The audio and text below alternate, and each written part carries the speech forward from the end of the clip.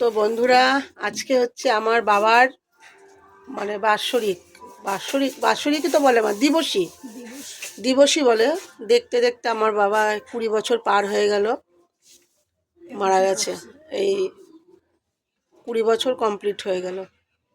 তো এই দিনটা সত্যি খুব মানে কি বলবো, কয়মনি কপাল করেছি, বাবাকেও হারিয়ে ফেলেছি, স্বামীকেও হারিয়ে ফেলেছি। আমার মতন এরকম কপাল যেন কোনো মেয়ের যেন না হয় জীবনে। যাই হোক, কি বলবো বলো, কপালটাই, কর্মফলটাই তো খারাপ করেছি। কর্মটা খারাপ করেছি দেখে তাহলে আজকে এই জায়গায় এসেছি, তা না হলে বাবাকেই বা 20 বছর আগে কেন হারাবো, আর তোমাদের দাদা ভাইকেই বা এত তাড়াতাড়ি কেন হারাবো। আমার বাবা যখন মারা যায় তখনও আমাদের পাশে কেউ ছিল না, আর আমার হাজব্যান্ড যখন মারা যায় তখনও পাশে কাউকে পায়নি। আমার মা আমাদের 2 ভাইকে আর বোনকে মানুষ করেছে আমাকে। আমরা 2 ভাই 1 বোন, আমি বড়। তা প্রত্যেক বছরই এই দিনে বাবার সামনে আমার মা রান্না করে দেয়। তা কী কী রান্না করছে আমার মার কাছ থেকে শোনো, দাঁড়াও তোমাদেরকে বলছি। আমা, কি কি রান্না করবো আজকে? আমার মা দেখো আমার বাবার জন্য সব রান্না করছে, দাঁড়াও তোমাদেরকে আমি দেখাচ্ছি। এই দেখো রান্না করছে, কি রান্না করছো মা, কি রান্না করছো? মার মনটা খুবই খারাপ, দেখতেই পাচ্ছ। হ্যাঁ, লাইট ধরাতে হবে না, লাইট এখানে করা যাবে না।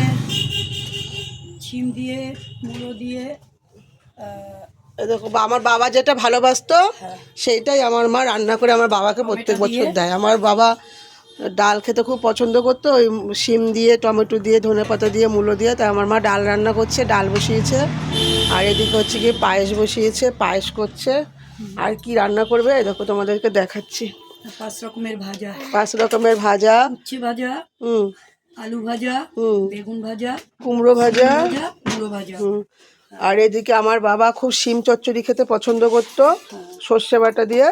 তাই ওই জন্য দেখো শিম কেটেছে, মটরশুঁটি দিয়ে, মটরশুঁটি দিয়ে শিম চচ্চড়ি করবে, যেটা পছন্দ করতো বাবা আর কি। আর এদিকে হচ্ছে আমের চাটনি, আর এদিকে হচ্ছে মাছ এনেছে, মাছের ঝোল। আমার বাবাকে মাছ দিয়ে দেওয়া হয়, আর মিষ্টি আছে।